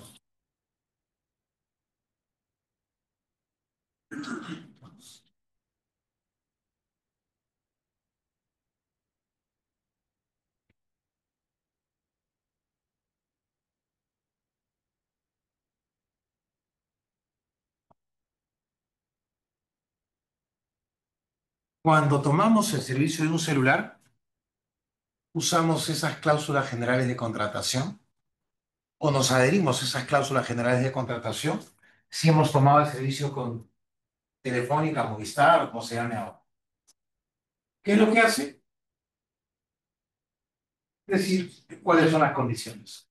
Estas son las cláusulas generales de contratación, la responsabilidad, el abonado, la instalación, suministro de servicio telefónico, renta básica. Lo verdad es que esta es telefonía fija que casi nadie usa. Derecho al abonado. Miren, interesante, igualdad de trato, a la información, otro derecho, donde seguramente aparecen lo que aparece acá, los reclamos. Entonces, una cláusula general o un condicionado general, además, va a decir cómo se resuelve el plazo, cómo se puede dejar sin efecto el contrato, resolución, suspensión y reconexión del servicio, corte, reinstalación, retiro, traslado, cambio de titularidad, glosario de términos, etc. Cuando ustedes entran a su mail, van a ver un conjunto de condiciones generales de Gmail o de la casilla que utilicen. Miren su WhatsApp, también tiene condiciones generales de contratación. Y estas condiciones se utilizan, se imaginan los millones de usuarios de WhatsApp a los cuales se les aplica sus condiciones de contratación. Han entrado a Netflix y han visto que también tienen sus cláusulas generales de contratación. HBO, Disney, todas tienen estos condicionados generales de contratación. Cuando compran una computadora, el día que abren el paquete y ven el manual del usuario o la garantía, aparecen las cláusulas generales. Y como se darán cuenta, vienen pre-redactadas. No podemos cambiarlas. No influimos en el contenido. Somos usuarios que nos adherimos a las cláusulas generales de contratación. No es que no decidamos contratar, mantenemos la libertad de contratar, pero no tenemos influencia, por lo menos de manera individual. ¿Y por qué digo no tenemos influencia, por lo menos de manera individual? Porque un mecanismo de defensa de los derechos de los consumidores es que ellos se organizan en asociaciones para analizar si en los condicionados generales existen cláusulas abusivas y a partir de ello solicitan que se declaren como tales. En lo que se llama usualmente, no sé si lo han estudiado en derecho procesal, class action. ¿Han estudiado la class action? Es una acción colectiva. Una asociación de consumidores puede representar los intereses difusos de una masa enorme de consumidores. Y eso se puede plantear al Indecopio, se puede plantear en la vía judicial. ¿Para qué? Para cuestionar el uso de determinadas condiciones generales de contratación. Ahora, quiero regresar un poco a lo que estábamos mirando. El Código Civil, piensa que es del 84, no se inspiró, no se dejó influenciar porque no tuvo cercanía con la ley alemana de condiciones generales de contratación. ¿Y qué hicimos? Simple y llanamente nos quedamos en mirar lo que dice el Código Italiano. Normas que nunca se han eliminado, pero que ciertamente hoy en día en Italia vienen acompañadas de legislación de protección del consumidor. ¿Y qué decían los dos artículos en los cuales nos hemos basado como Código Civil? Condiciones generales del contrato. Las condiciones generales del contrato predispuestas por uno de los contratantes son eficaces frente al otro, ya sea en el momento de la conclusión del contrato, si han sido conocidas por este, o podrían haber sido conocidas haciendo uso de la diligencia ordinaria. Hemos repetido eso nosotros y ahora lo vamos a ver. En todo caso, y esta es la lista pequeña de cláusulas negras consideradas vejatorias o abusivas, lo que dice el segundo párrafo del 1341 del Código Italiano es, en todo caso, no tienen efecto, salvo que sean específicamente aprobadas por escrito las condiciones que establezcan a favor de aquel que las ha redactado, limitaciones de responsabilidad, facultad de dejar sin efecto el contrato o de suspender su ejecución, o bien sancionar o establecer a cargo de la otra parte caducidades, limitaciones a la facultad de oponer excepciones, restricciones a la libertad contractual en su relación con terceros, prórrogas tácitas o renovaciones del contrato, cláusulas compromisorias que son arbitrales o derogación de la competencia de la autoridad judicial. Esta norma del Código Italiano tiene una lista pequeña de cláusulas que no son consideradas exigibles. Y la norma siguiente hace referencia a algo que acabamos de ver en pantalla. Las cláusulas generales se presentan en módulos, en formatos. Antiguamente hablábamos de preimpreso. Hoy día no necesitamos hablar de preimpreso. Tienen vida digital. Tienen vida en el mundo digital, en el mundo virtual. Pero son cláusulas generales, independientemente de que no tengan un soporte en papel. Las cláusulas generales se utilizan en la vida virtual o en el mundo del comercio electrónico. Lo que se dice es que los contratos concluidos mediante el uso y la firma de módulos o formularios predispuestos para disciplinar de manera uniforme determinadas relaciones contractuales. Lo que dice también lo hemos acogido. Las cláusulas que son incorporadas o que son añadidas prevalecen sobre las cláusulas generales. Fue todo lo que tomamos del Código Italiano. ¿Y qué tomamos de la legislación extranjera antes de hacer el break? La propuesta de la ley israelí. Fíjense lo extraño de nuestro código. Se basa en el código italiano, no en la ley alemana, que era la mejor del momento, y además introduce lo que dice la ley israelita del año 75-76. ¿Qué decía esa ley? No lo voy a poner en pantalla, porque obviamente no entenderíamos hebreo, eso está más que claro, pero lo que proponía la ley israelita es que algunas cláusulas fueran aprobadas por la autoridad administrativa.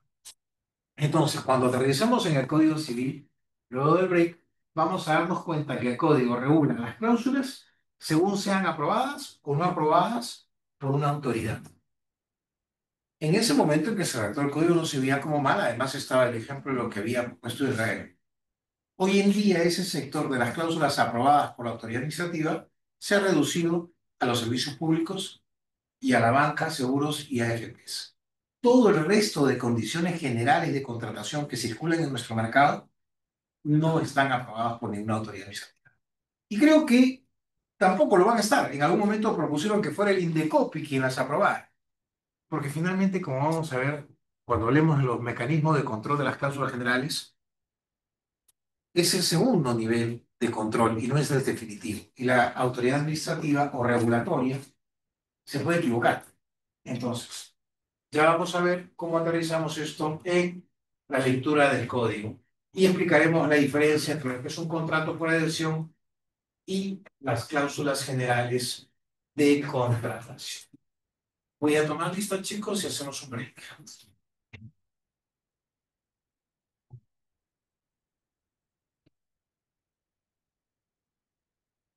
¿Alguna pregunta acá, chicos? ¿Alguna duda? Abad, Abujata, Anguri, Spiros, Ávila, Cáceres, Castillo, Koch, Córdoba, Luz, Delgado, Figueroa, Sancho, Gallegos, Galvez, Aker y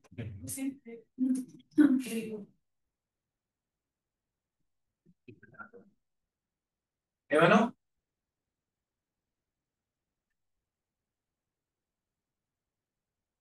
y Mármol, Rosa, Muelle, Rosa, Rivera, Ortiz, Palacios, Ramírez, Pizarro, Ramírez Pizarro, Romero, Luis Marca, Luis Lovera, Sánchez, Partigoso, Sánchez Ceballos, Sartori,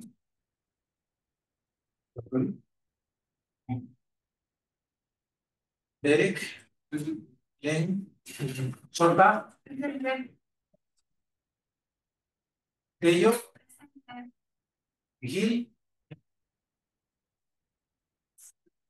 Ok, chicos, 10 minutos y regresamos. Oye, ok. Aunque no debiera, pero ya. A ver, las leyes de,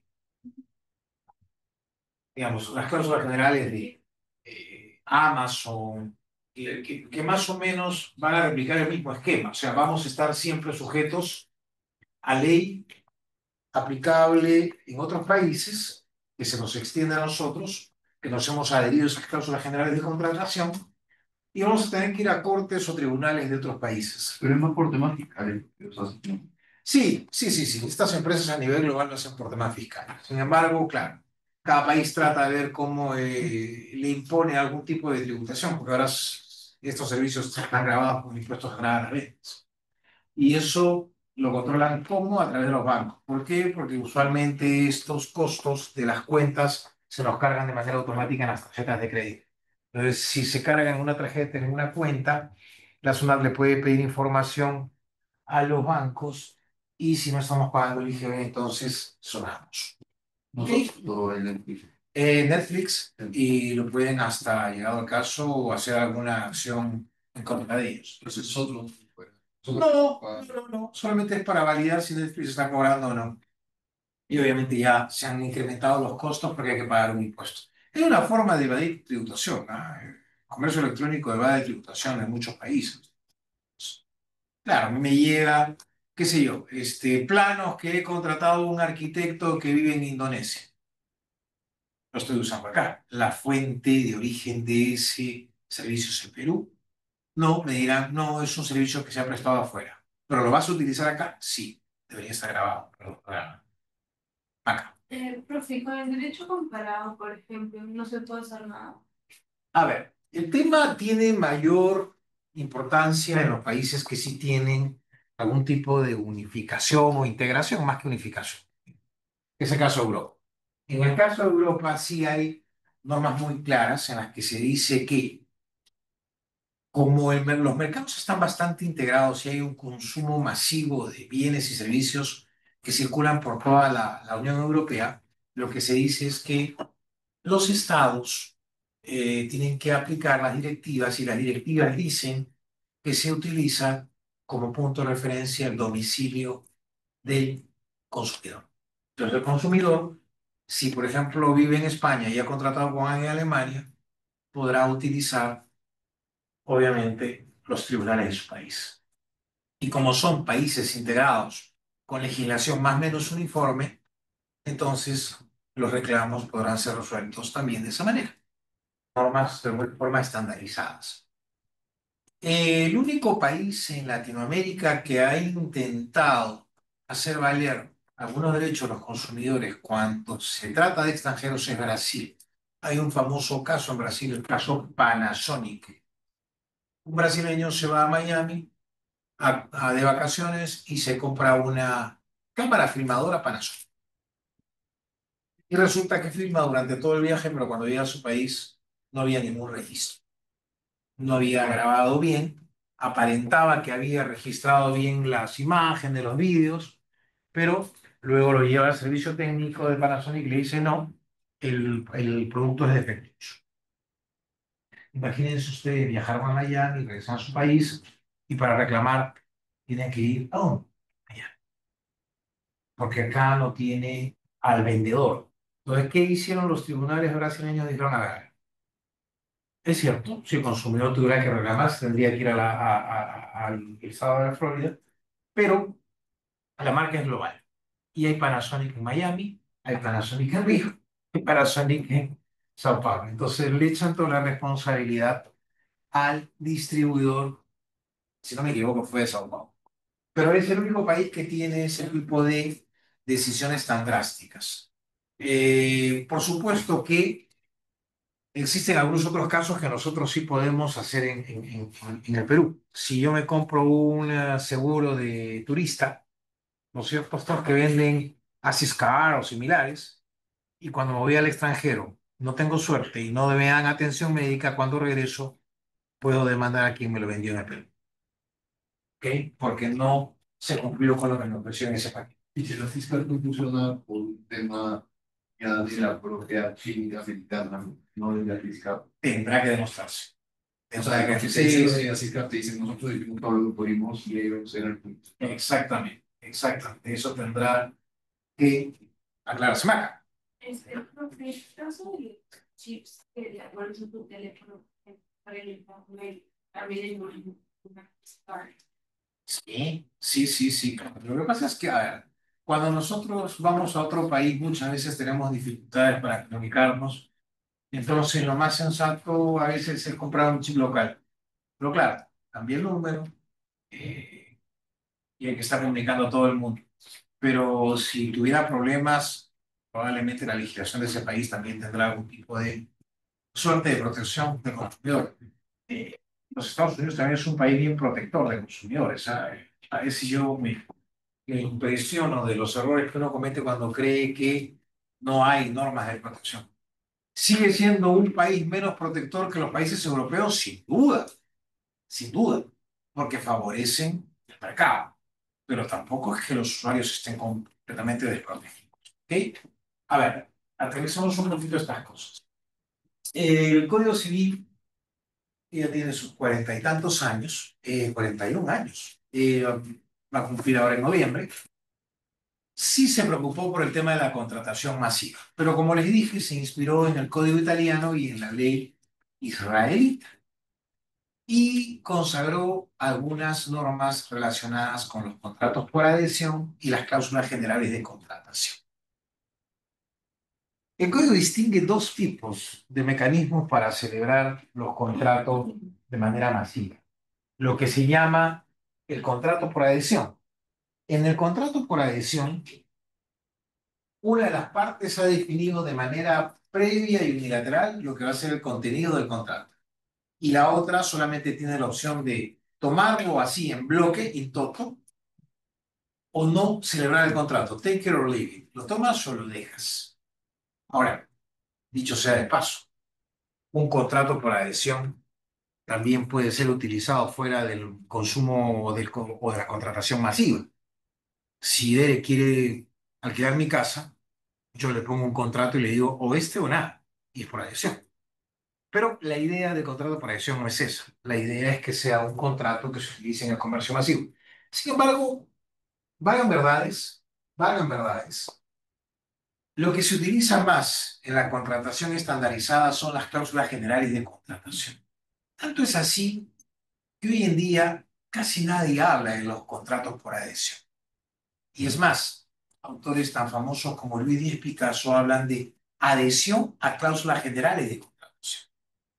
¿No es cierto? Porque, nuevamente, si vemos la definición de cláusulas generales de contratación, lo que nos dice el artículo 1392 es que son aquellas que son redactadas de manera previa, unilateral, por una persona o entidad, de manera general y abstracta, con el objeto de fijar el contenido normativo de una serie indeterminada, indefinida de futuros contratos particulares o individuales con elementos propios de ellos, entiéndase con cláusulas especiales.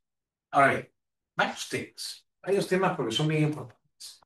Yo no le doy mucha importancia al concepto de contrato por adhesión.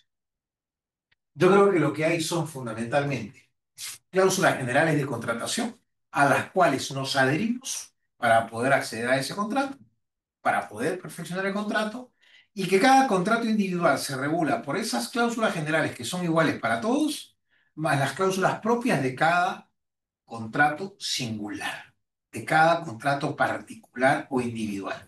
¿Por qué? Porque era lo que comentábamos. En el contrato individual celebrado por Andrea con Claro, ¿qué cosa tiene de particular? El paquete, el plan, lo que paga el mes por telefonía celular. ¿Cuál es el paquete que yo tengo con Netflix? Lo que pago al mes y el acceso a cuántos televisores. Pero después, todo es igual para todos. Entonces, son cláusulas generales redactadas de manera previa a la contratación, de manera unilateral, porque las prepara, las redacta, las estructura el proveedor.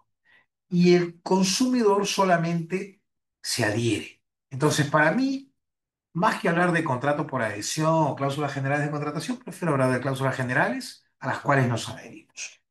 ¿Por qué? Porque si nosotros vemos la definición del contrato por adhesión que tenemos en el artículo 1390, se supone que están definidos todos los términos. Pues dice íntegramente las estipulaciones. Entonces yo tendría que celebrar un contrato en el cual digo, a ver, en este contrato que voy a alquilar o con el cual voy a alquilar mi casa, estas son las condiciones. Cualquiera que quiera, viene y las toma y se acabó. Pero en los contratos individuales, sujetos a cláusulas generales, siempre van a haber elementos propios de cada contrato. No importa si Carla, no importa si Derek y yo tenemos el mismo plan con una empresa de telefonía celular, no importa. Pero los contratos individuales tienen elementos particulares, aun cuando sean paquetes ya predefinidos inclusive. Y es por eso que el punto de atención, tanto en el Código Civil como en el Código de Consumidor, vamos a ver si nos da el tiempo hoy día, si nos lo vemos el jueves, no son los contratos por eso. Son las cláusulas o condiciones generales de contratación. Y acá hay algo más. A ver, el código tiene una definición que es bien interesante. Dice, son cláusulas que se redactan de manera general y abstracta. ¿Por qué general? Porque son hechas para un sinnúmero, para un número elevado, no definido de contratos. Recuerden ustedes que en el mundo del consumo lo que se busca es tener un mayor número de compradores. ¿Ok? Entonces se preparan estas cláusulas para todos aquellos que quieran comprar mi servicio o mi producto, y yo les aplicaría a todos exactamente el mismo contenido, y por eso tienen que ser redactadas de manera general, no para un contrato en particular. Y cuando se dice que además tienen que ser abstractas, es porque no son pensadas en concreto para un contrato. Para eso están las cláusulas especiales. Tienen que ser generales porque tiene que haber una aplicación amplia, extensa. Y la única forma de lograr que la aplicación se pueda dar a un número considerable de contratos individuales es a través de la formulación general y abstracta. La abstracción es porque no se pone a pensar en un único. Es general porque es aplicable para todos. Y es abstracta porque no se piensa en una operación. Se piensa en miles o millones de transacciones con las cuales se van a aplicar esas cláusulas. Por eso es que tienen esa característica. Son generales y se abstraen de una operación. Piensan en muchas. Ahora bien, un tema que es bien importante.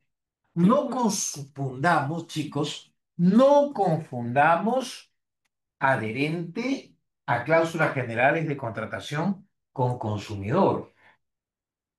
No confundamos adherente con consumidor. Las cláusulas generales se pueden utilizar entre empresas. Movistar o Claro le pueden decir a la gente de Nokia, Apple, Huawei o como se llame, le pueden decir, quiero comprarte teléfonos, esta es mi oferta y acaban mis cláusulas generales de contratación. Y si esa empresa acepta, se adherirá a las cláusulas generales de contratación. El adherente puede ser un consumidor o alguien que no lo es. Y recuerden ustedes algo que van a aprender, no recuerden, tengan en cuenta que el concepto de consumidor es el del último eslabón de la cadena producción-consumo. El consumidor es el que se encuentra en la última etapa o eslabón o fase de esta cadena de producción-consumo. Si yo compro un auto para hacer servicio de taxi, ya no soy consumidor, porque estoy involucrando un bien en la producción de bienes o servicios. Si yo soy una empresa que vendo lapiceros, no soy consumidor.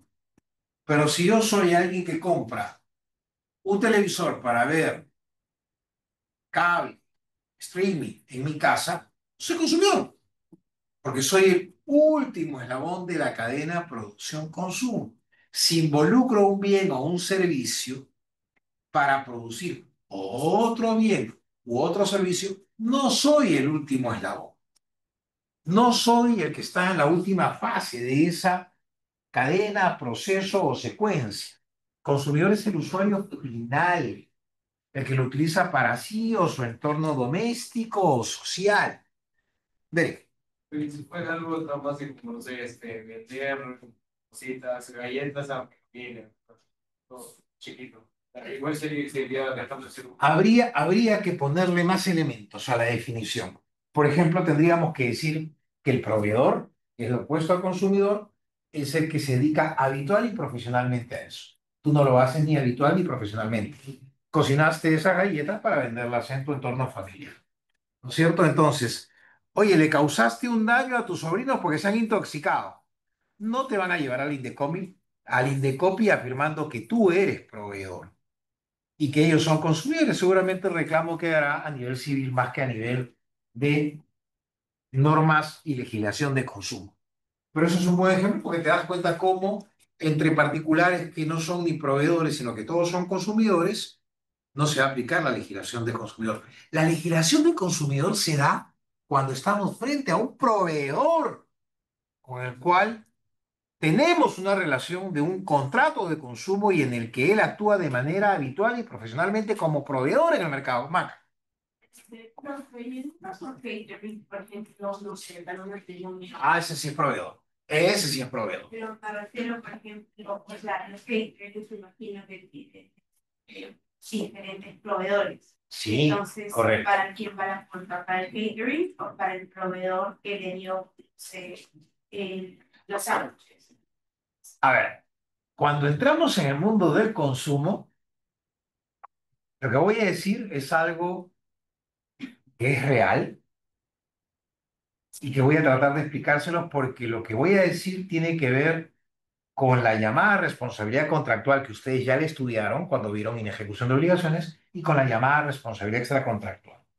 En el mundo del consumo, imagínate que te casas y me contratas a mí para hacer el catering. Y yo, ok, bacán, hago, qué sé yo, la comida, la bebida, pongo el bar, pero no tengo toldos.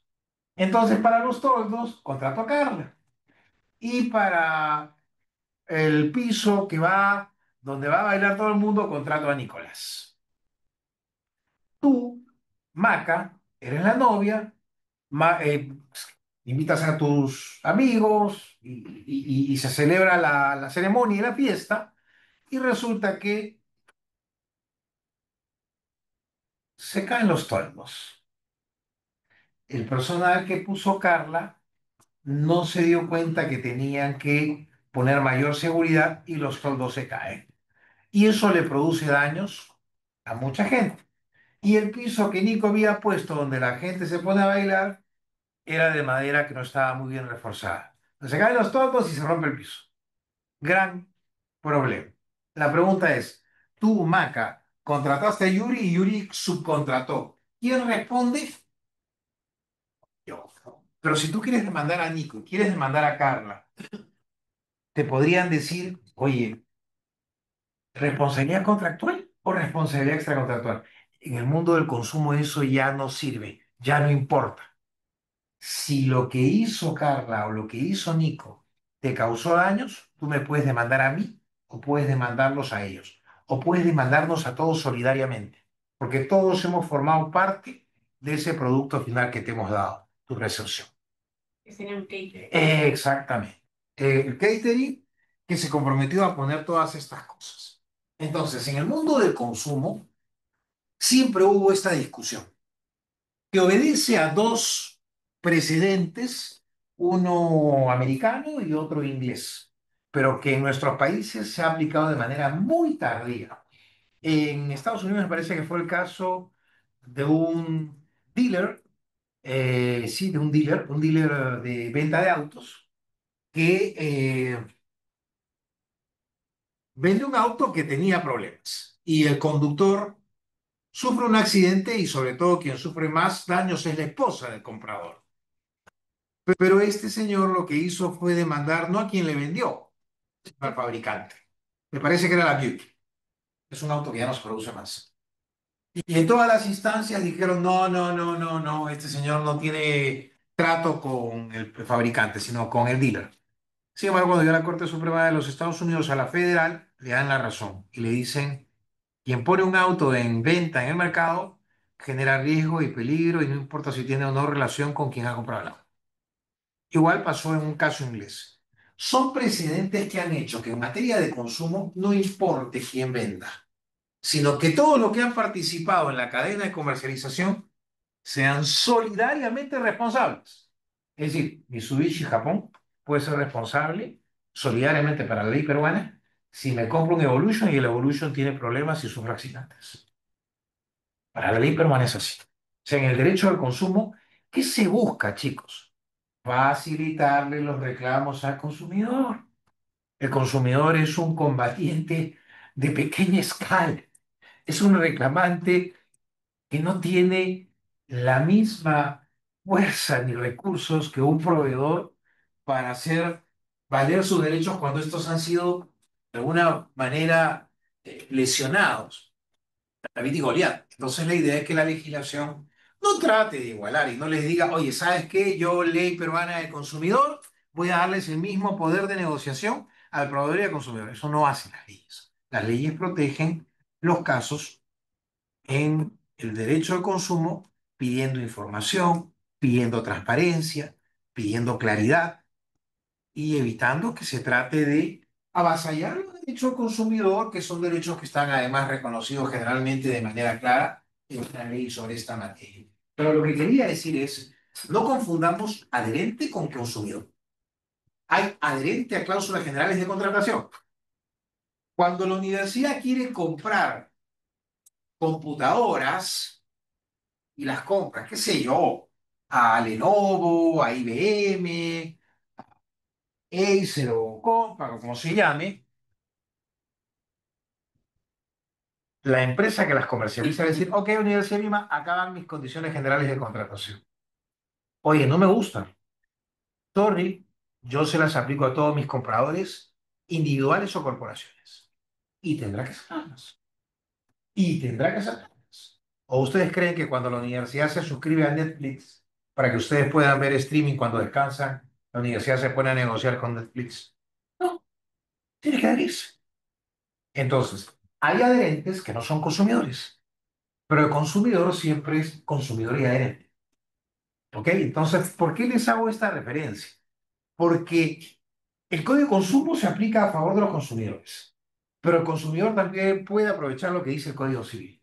En cambio, un proveedor que es adherente solamente puede aprovechar lo que dice el Código Civil en materia de condiciones generales de contratación.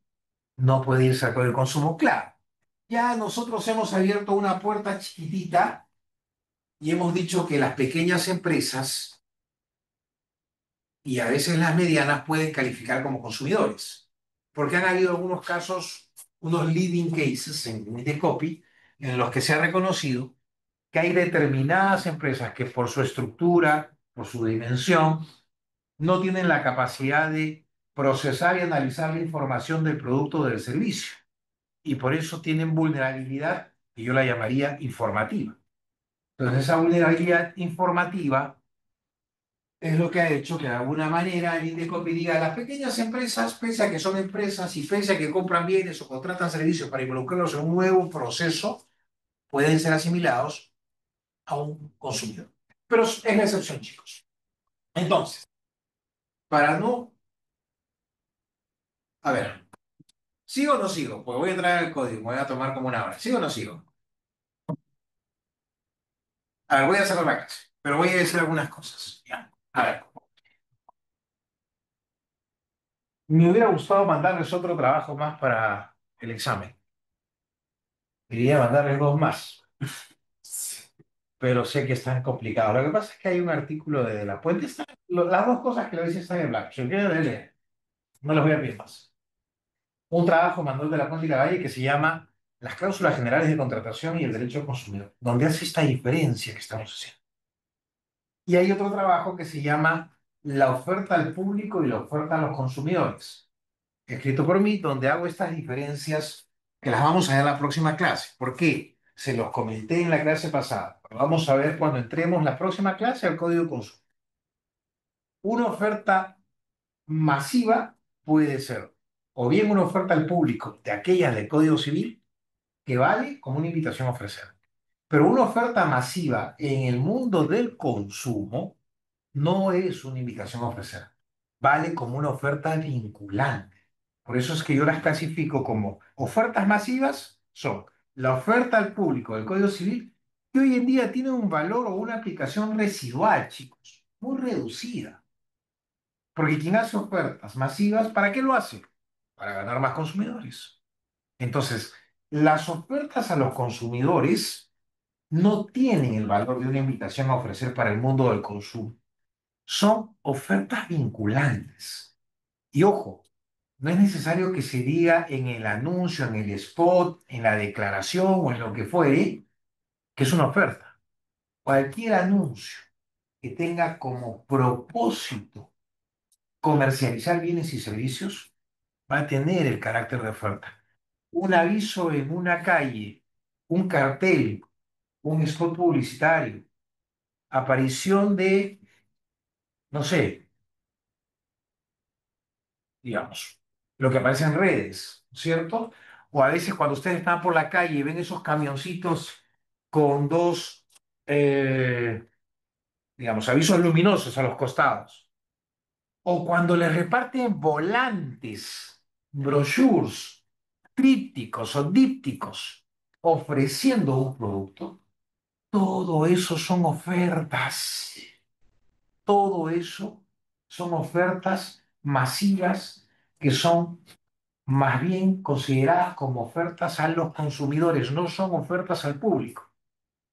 Y como ofertas a los consumidores, obligan, vinculan. Por eso es que se tienen que cuidar y decir stock limitado, número limitado, hasta donde se agote.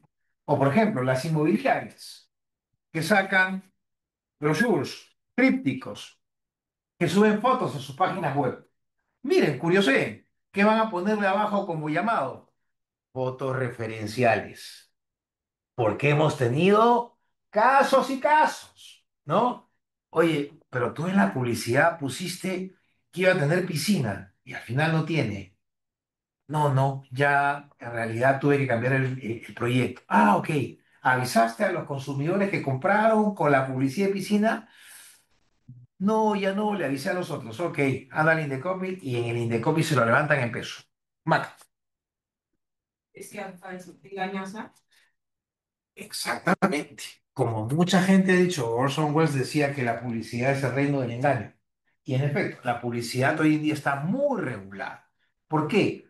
No solamente con relación a la competencia, porque cuando uno engaña, golpea a la competencia en la medida que le quita clientes, sino que también no pueden generarse expectativas que luego van a ser defraudadas. Pero la publicidad hoy en día tiene una regulación muy estricta, muy, muy estricta.